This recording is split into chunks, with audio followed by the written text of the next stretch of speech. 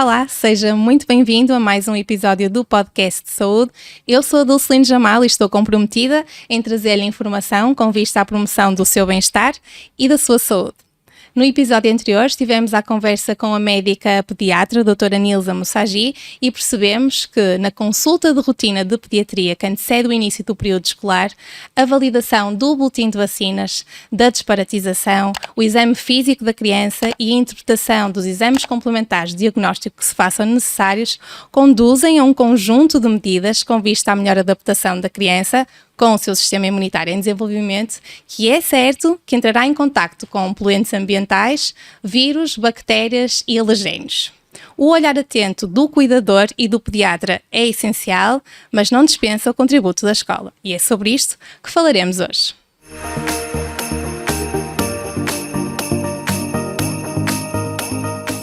Para o tema de hoje, contamos com a honrosa presença da doutora Isabel Moreira, que é licenciada em Educação Pré-Escolar, mestre em Ensino de Língua e Literatura Portuguesa, é doutorada em Ciências da Linguagem, vertente Linguística Aplicada, é autora de várias publicações científicas e conta com uma carreira internacional em países como Portugal, Timor-Leste e agora aqui, em Moçambique, onde exerce funções de coordenadora pedagógica e do departamento pré-escolar de uma escola de referência no país. Olá, doutora Isabel, seja muito bem-vinda. Obrigada por ter prontamente aceito o nosso convite e pela sua disponibilidade em estar hoje aqui connosco. Obrigada eu, Dulceline. Eu é que agradeço. Se puder ser útil, fico muito honrada com a minha vinda aqui. Doutora Isabel, a partir do momento em que o encarregado de educação, quer seja por iniciativa própria ou por indicação do médico pediatra, toma a decisão de iniciar o percurso escolar da sua criança, imediatamente uma lista de tarefas associadas a esta ação é elaborada. Desde a escolha da escola, tendo em conta as possibilidades de cada um e as expectativas do encarregado de educação referente a este período, a validação dos princípios e dos valores da escola, que devem ir de encontro aos que são aplicados em casa, e ainda o uniforme, o material, enfim, todas estas tarefas têm em vista a melhor adaptação, a melhor preparação da criança para que esta fase seja um sucesso. E a escola? As escolas também se preparam para receber as crianças tendo em vista a promoção do bem-estar delas no ambiente escolar? Claro, as escolas têm uma preparação em vários níveis. A primeira delas, naturalmente, é a formação dos seus profissionais, que desde que se formam nas suas escolas, nas suas universidades, têm uma vertente muito direcionada para as questões da saúde também, porque nós estamos todos os dias a lidar com elas na escola. Para além disso, há depois toda uma preparação a nível de espaço, de sala de atividades, no nosso caso do pré-escolar, e de sala de aula, no caso dos níveis superiores seguintes. Portanto, os materiais são escolhidos em função de quem vai usá-los, são dispostos na sala em função da melhor adaptação da criança a esses espaços e de forma a não criar e nem a constituir algum perigo, são higienizados com regularidade. Os espaços também físicos, como as próprias salas, o ar-condicionado, tudo é mantido. Nós temos mesmo na escola atualmente, onde eu estou agora, um departamento de manutenção que faz essa revisão periódica para que nada falhe também quando acolhemos as crianças na escola. Também é nesse sentido. Não só da preparação dos profissionais, que estão extremamente bem preparados, mas também de que todos os recursos sejam adequados e seguros para as crianças que vão utilizá-los. Aproveitando a oportunidade de ter mencionado equipamentos como o ar-condicionado, tendo em conta que vivemos num país em que as temperaturas meteorológicas atingem, por vezes, temperaturas na ordem dos 40 graus, existe algum protocolo de regulação da temperatura do ar-condicionado com vista à promoção da saúde das crianças, evitando os choques térmicos e as consequências que isto traz para a saúde das crianças? Existe algum protocolo nesse sentido, de modo a preservar a saúde das crianças, principalmente nas transições das salas de aulas para os recreios, do recreio outra vez para a sala de aulas? Não existe protocolo, é uma questão de bom senso e de formação de quem o vai ligar e desligar diariamente. Até hoje tem funcionado, portanto isso significa que os docentes e os responsáveis, eventualmente assistentes operacionais também, que também colaboram nessas questões, que sabem bem gerir essa dinâmica de forma a evitar esses choques térmicos. Portanto, é uma questão de bom senso. Os docentes são responsáveis e são naturalmente pessoas conscienciosas e atentas a esses pormenores. No momento da candidatura ou da inscrição das crianças na escola, o histórico de doenças é algo tido em conta? Sempre. Nós fazemos ainda antes da criança ser incluída em qualquer tipo de turma, de grupo. No caso do pré-escolar nós referimos em grupos e não turmas. Nós fazemos um histórico, um levantamento junto dos encarregados de educação sobre todo o historial clínico a nível de saúde das crianças que vão frequentar o nosso pré-escolar. É feito inclusive sobre como decorreu a gestação, se o parto foi bom, se foi normal, como é que foi, se houve alguma complicação, e todo o historial dos anos anteriores à entrada da criança no pré-escolar. Tudo isso é tido em conta, incluindo alergias, intolerâncias, tudo isso nós queremos saber para estar preparados para responder a qualquer eventualidade. Em condições de doenças conhecidas, como, por exemplo, diabetes, convulsões febris, em que há uma forte probabilidade de ter que haver uma intervenção de um adulto capaz, acha que as escolas estão preparadas para assumir este tipo de responsabilidade? Sim, estão. Estou confiante que todos os profissionais de educação, quando chegam a ser responsáveis pela turma, por uma turma de alunos ou crianças, nós no pré-escolar referimos em crianças e não a alunos, sabe exatamente aquilo que tem que fazer quando confrontado com qualquer situação de emergência. Na escola onde eu estou atualmente, nós temos um bónus que naturalmente nem todas as escolas têm condições para ter. Nós temos um gabinete médico, portanto temos um profissional de enfermagem em permanência na escola e um médico 3 dias por semana. E há toda uma dinâmica que está preparada, pronta a atuar no caso de ser necessário. Seguro escolar, transporte e todo um canal de comunicação com os encarregados de educação para eventualmente decidirem se querem acionar e essas ações por parte da escola ou se eles próprios tomam essa iniciativa. Mas a escola está preparada para os tomar. Sim. Ok. E em situações em que não existe esse suporte dessa equipa médica e mesmo do enfermeiro permanente na escola, que mecanismos é que acha que poderiam ser criados com vista à formação dos profissionais da educação para que estejam capazes e realmente aptos de assumir este tipo de responsabilidades? Eu já estive em muitas escolas em que não tinham esse suporte de um gabinete médico com profissionais da saúde em permanência na escola, ou se não em permanência, como nós, no caso de médico, que nós só temos 3 dias por semana, mas já tive em muitas escolas que não têm, não é? A grande maioria não tem. A grande maioria tem profissionais atentos, formados, atualizados e eventualmente também a colaboração com os próprios encarregados de educação. Portanto, há aqui uma colaboração muito importante com os encarregados de educação. O número de emergência, que é suposto a escola ter para contactar no caso de haver alguma situação urgente e eventualmente em último caso tendo que decidir ou encaminhar com o seguro escolar para uma unidade de saúde adequada e mais próxima sendo necessário. Também quando não há gabinete médico também estão preparadas as escolas para as situações mais ligeiras ter uma mini farmácia para dar aquele primeiro socorro. E os profissionais da educação, na sua opinião, normalmente colaboram com este tipo de responsabilidades ou acha que são um pouco resistentes? Não, colaboram. Os profissionais de educação, desde que assumem essa missão, porque mais do que ser profissionais de educação, eu acho que ser docente, escolher a docência para a sua vida é mesmo uma questão de missão. Nós acabamos por ser muito mais do que o educador ou o professor daquelas crianças, daqueles alunos. Somos os amigos, os enfermeiros, os confidentes e naturalmente que os professores não se iam aliar de uma responsabilidade tão grande quanto essa. Nunca. Que bom, é bom sabermos disso. Sim, com certeza. No caso de alergias alimentares, em que o maior beneficiário, em que toda a gente tenha conhecimento disso, é a própria criança portadora da alergia, como é que a escola aborda este tipo de assuntos de alergia alimentar para que seja do conhecimento de todo o corpo escolar? As alergias desde sempre existiram, não é? Estão muito recentemente, por acaso, consignadas em documentação oficial, legislação, como fazendo parte da inclusão que é desejável que aconteça na escola. E, portanto, de alguns anos para cá, não sei se por causa dos casos também terem vindo a aumentar, foi necessário um novo olhar sobre a alergia. E toda uma mecânica, todos uns mecanismos foram colocados em prática, de forma a que a escola fosse realmente capaz de dar essa resposta. É curioso que me faça essa pergunta, porque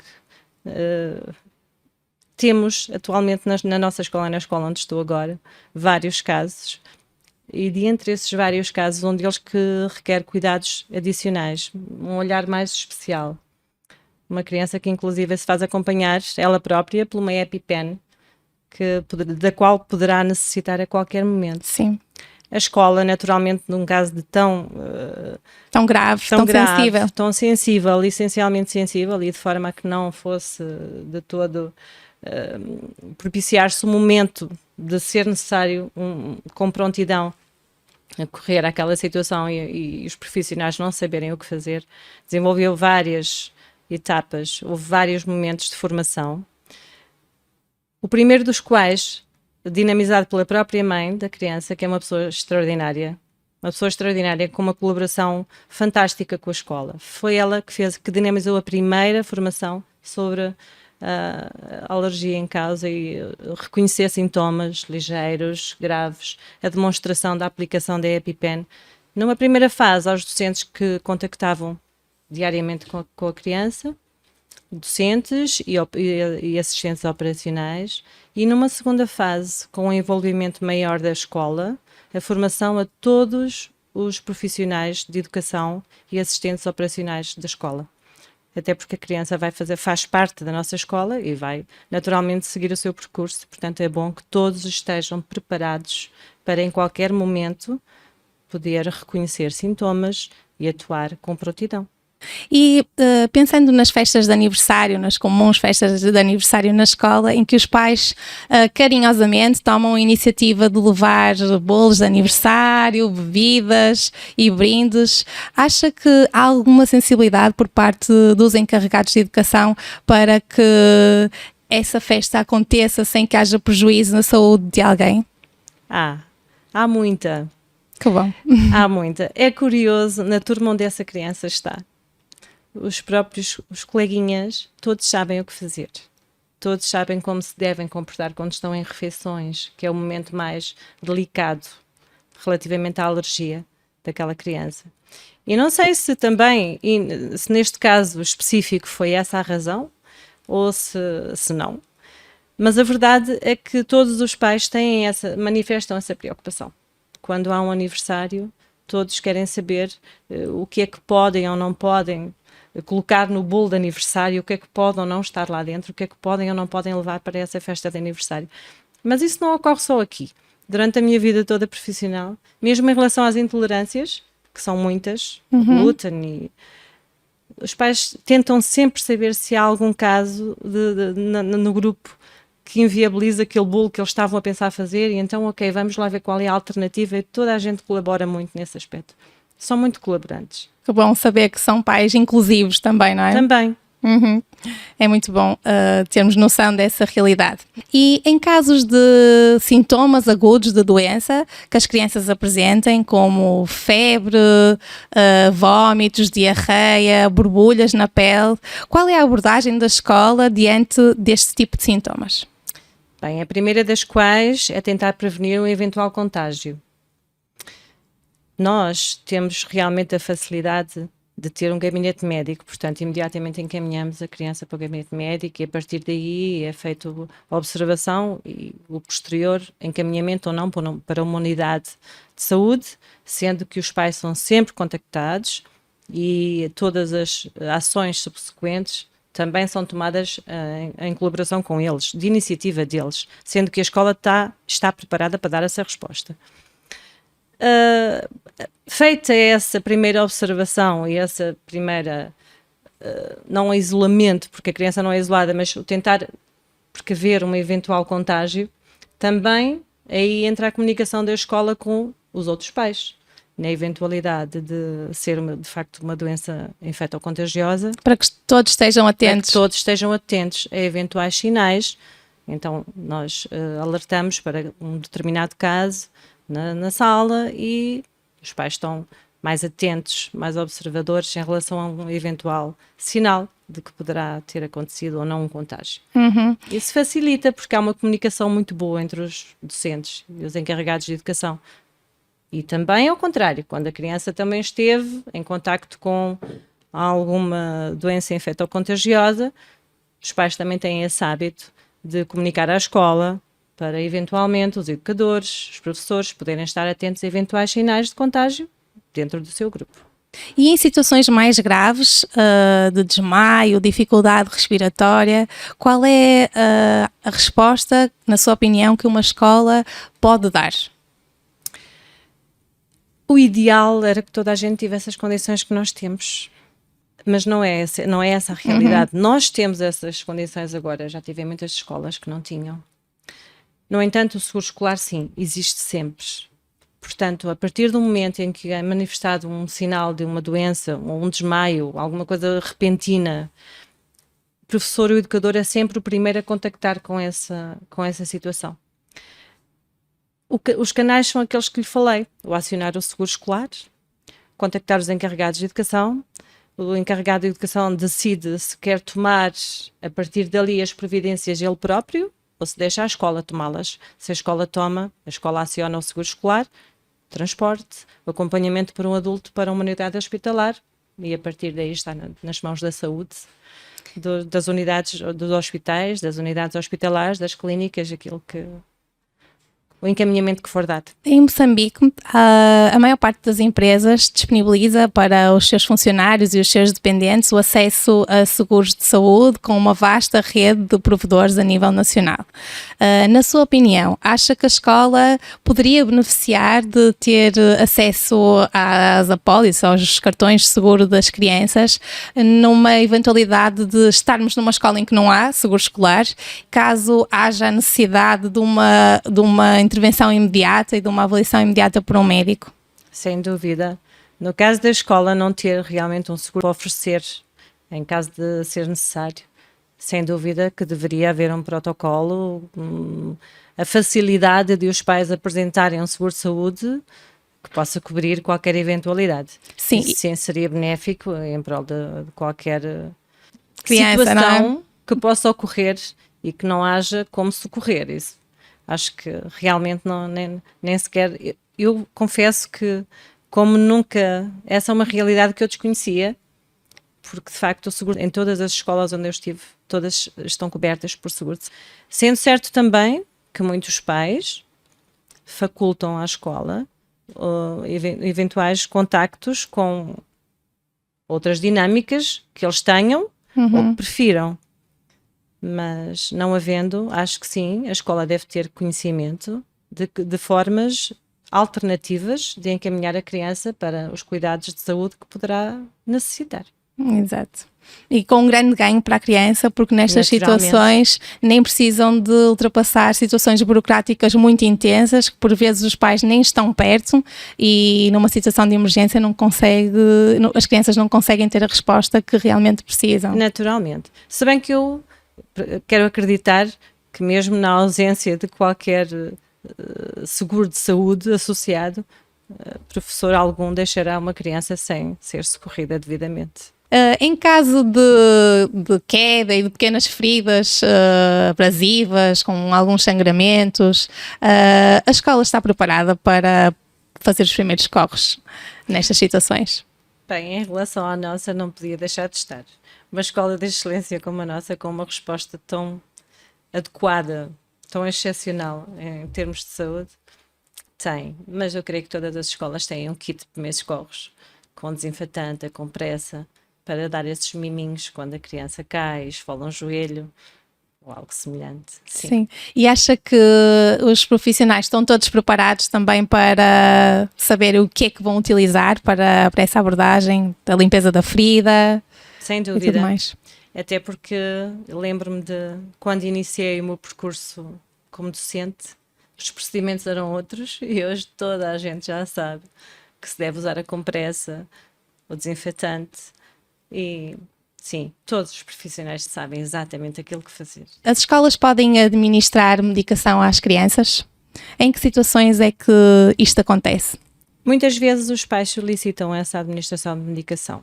Por norma, isso é associado aos antibióticos, que têm aquela toma prolongada e que tem que ser naqueles horários certos, específicos e que podem coincidir com o horário escolar. No nosso caso, o caso onde eu estou este ano, essa toma é feita no gabinete médico.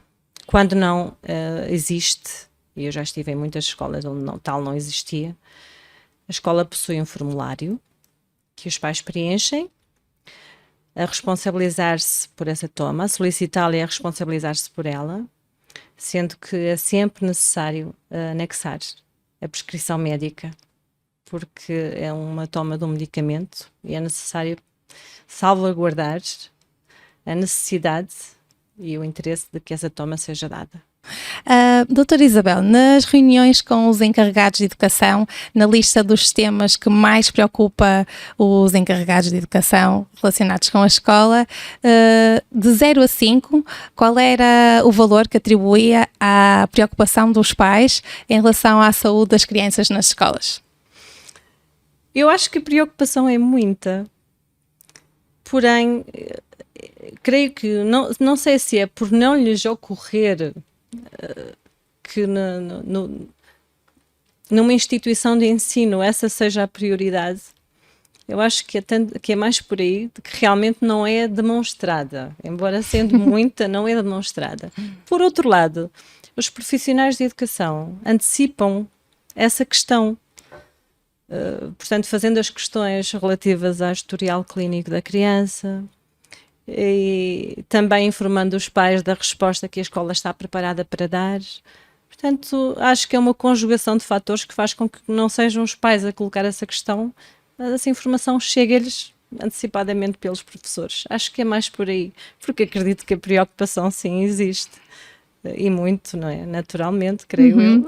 Também acredito que sim, acredito que sim. Mas, por norma, os profissionais antecipam essa informação. Ok. No âmbito do contributo das escolas para a saúde das crianças, e agora para terminarmos, que mensagem gostaria de transmitir aos seus colegas de profissão?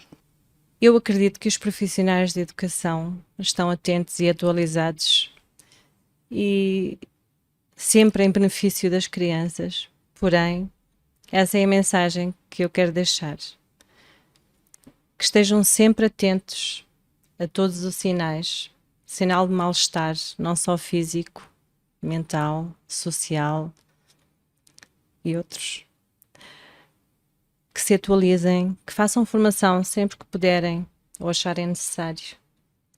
Porque, em última instância, o que é importante é salvaguardar o bem-estar da criança e o interesse, o superior interesse das crianças que lhes são confiadas.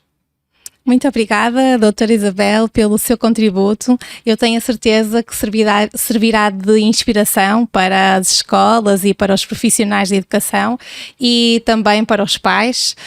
Eu tenho a certeza que este momento proporcionará um momento de reflexão sobre a importância que atribuem à saúde nas escolas e também à proteção e segurança da saúde dos seus filhos em qualquer ambiente em que eles estejam presentes.